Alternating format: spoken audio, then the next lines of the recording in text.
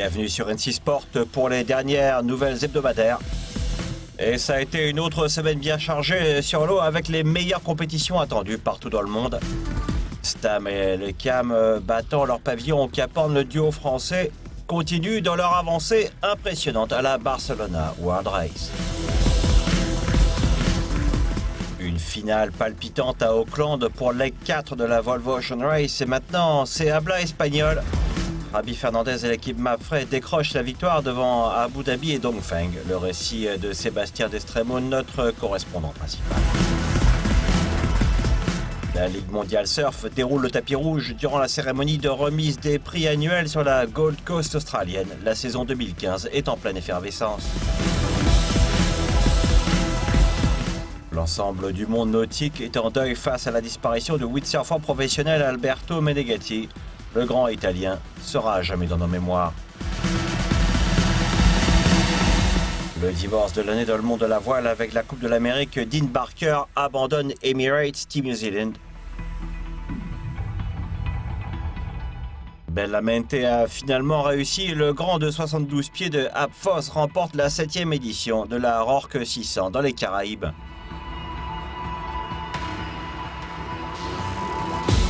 Et en ce moment, la Miami Sailing Week débute la saison aux États-Unis et Nautical Channel est déjà sur place.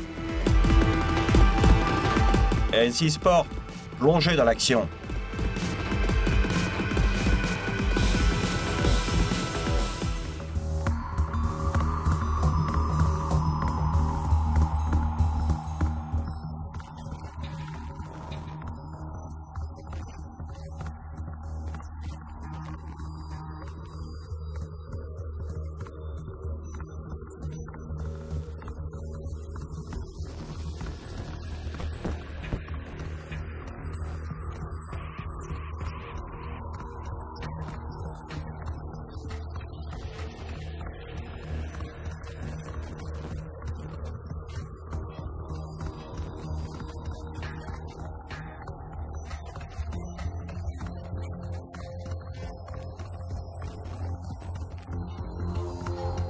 Et c'est devenu un véritable rite de passage pour le Tour du monde de la Barcelona World Race. Les équipages ont pu célébrer un par un la traversée du tristement célèbre Cap Horn.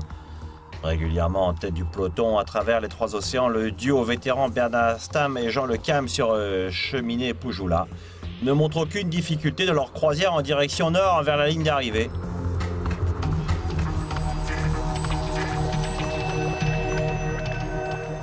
Une fois de plus dans les eaux de l'Atlantique et presque au niveau de l'équateur, ils gardent leur impressionnante avance de 900 milles nautiques avec juste 4000 milles restants. Si tout se passe comme il le faut, ils vont très probablement être de retour dans la ville espagnole en tant que vainqueurs de cette course en double sans escale.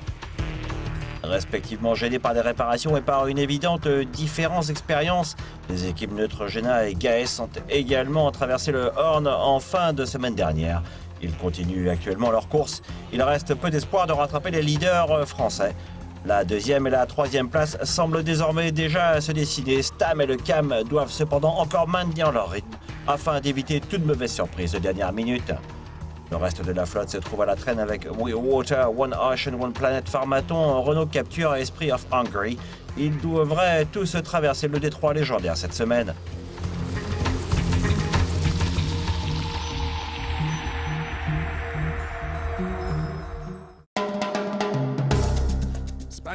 L'équipage espagnol de Mapfre remporte la 4e étape à Auckland à l'issue d'une des arrivées les plus serrées de l'histoire de la Volvo Ocean Race.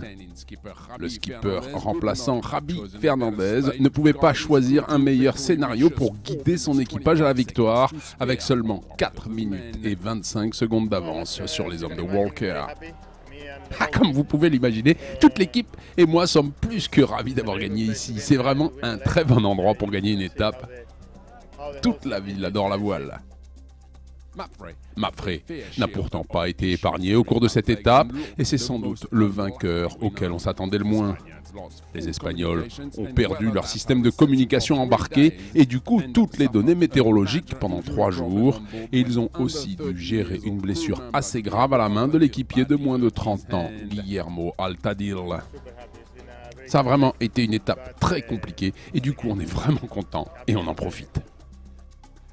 Malgré ces difficultés, l'équipe espagnole prend la tête le long de la côte de Nouvelle-Zélande et gère son avance sur Abu Dhabi. Ian Walker se console en prenant la tête du classement général grâce à de meilleures performances dans les imports comparé aux Chinois de Dongfeng. Ces derniers jours ont été très tendus. Dongfeng n'arrêtait pas de gagner sur nous. Je suis resté collé à l'ordinateur en espérant que les chiffres augmentent plutôt qu'ils ne diminuent. Walker parvient à repousser Dongfeng Race Team à la 3e place pour moins de 4 minutes.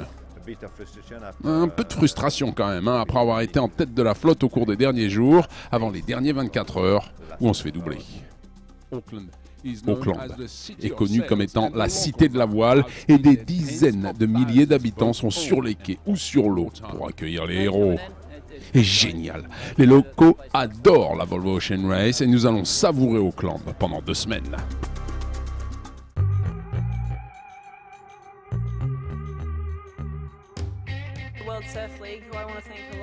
Je tiens à remercier la Ligue mondiale du surf. Merci d'être ici parmi nous et de nous démontrer autant de soutien et autant d'amour. J'ai l'impression qu'ils comptent sur nous. Ils sont vraiment contents de nous avoir, de nous voir exceller dans notre domaine. Et ils veulent aussi nous soutenir.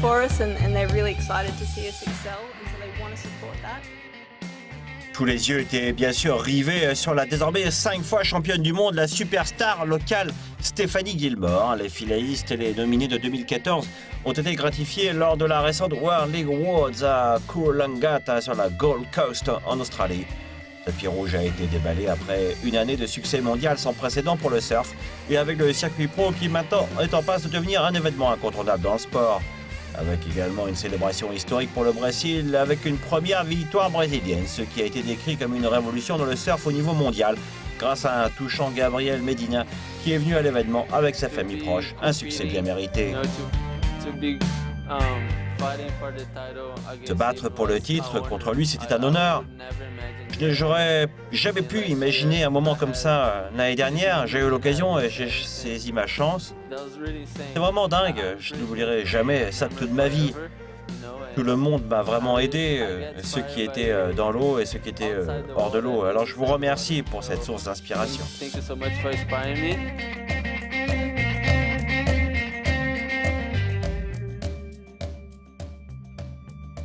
Des prix ont été également remis aux finalistes à Mick Fanning, champion 2013, et à Tyler Wright. Des prix supplémentaires ont été décernés aux grandes performances, ainsi que pour le hit, le move et la vague de l'année.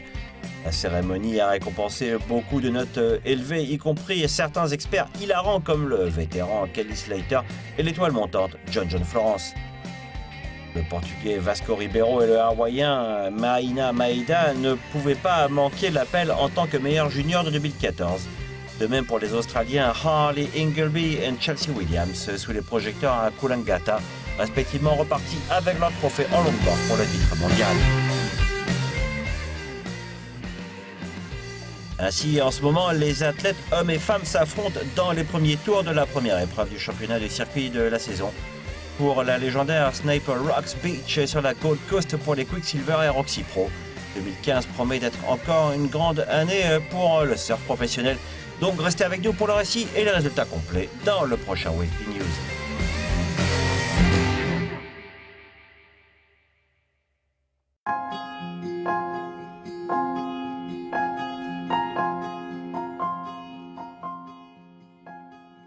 Le monde de la planche à voile professionnelle a tragiquement perdu l'un de ses meilleurs héros.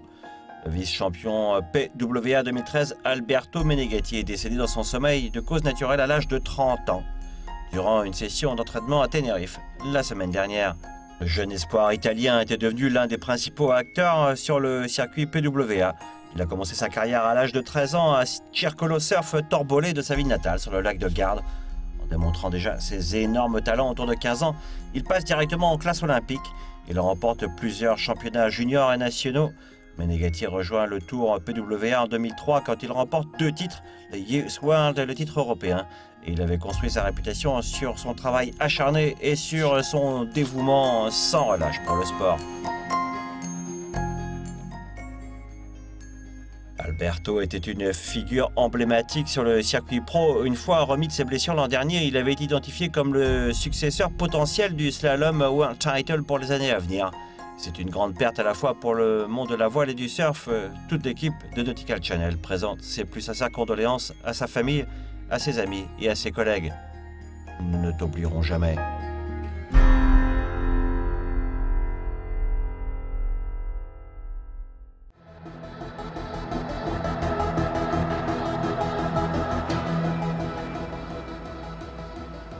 Comme toujours, la Coupe de l'Amérique a sa dose de petites histoires. Les rumeurs sur les modalités de départ de Dean Barker de Emirates Team New Zealand n'ont cessé de courir durant ces 2 dernières semaines dans un bourbier de rapports non confirmés et de fuites venant des quais.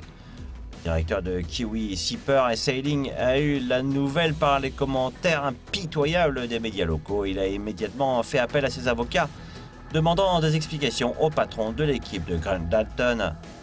Malheureusement, après le plus grand retour dans l'histoire du sport, les relations entre eux deux auraient été l'objet de pressions considérables après la débâcle de l'an dernier à San Francisco. L'équipe ETNZ a confirmé la nouvelle composition de l'équipe pour 2017 aux Bermudes qui comprendrait de jeunes loups, Glenn Ashby et Peter Birding à la barre et Barker âgé de 42 ans. Ils auraient offert un rôle secondaire en tant que directeur de performance, qu'il a refusé immédiatement en soulignant qu'il était complètement dégoûté du traitement qu'il aurait reçu de la direction de Team New Zealand. Histoire à suivre. Avec 20 ans d'expérience dans le circuit, Barker est maintenant un puissant joker à jouer sur le marché des skippers de la Coupe de l'Amérique, la fierté nationale de côté. Il semblerait qu'il puisse jouer un rôle à bord sur une toute autre équipe AC35. Les rumeurs évoqueraient une éventuelle migration vers Luna Rossa Challenge, mais rien n'a encore été confirmé, juste des rumeurs. L'ancien entraîneur de voile Rod Davis, américain et autres piliers kiwi, a déjà quitté le syndicat et vient de rejoindre les concurrents suédois Artemis Racing.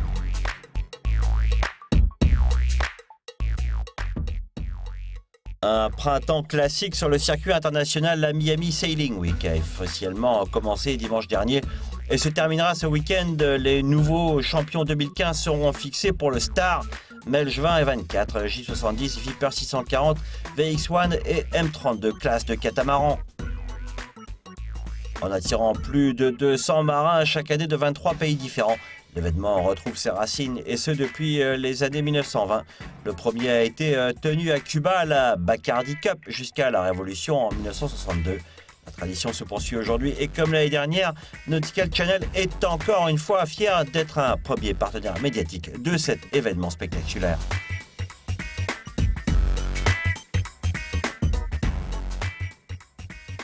Les grands de la voile comme Paul Caillard, Lars Grael, Bruno Prada et Taylor Canfield et beaucoup d'autres ont déjà mis le pied dans l'eau dans la baie de Biscayne. Le programme comprend des courses multiclasses et un certain nombre d'événements socio-culturels sur les rives, y compris des expositions d'art, des fêtes et des petites pauses de happy hour au quotidien.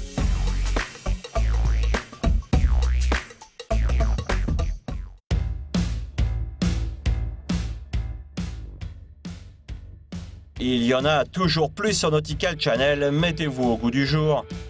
Ce samedi à 17 h, ne manquez pas l'inédit de NC Sport Top Story avec un reportage complet de la victoire de Sidney Gavinier au Sailing Eurabia, directement du Golfe Persique. Plongez dans l'action avec NC Sport.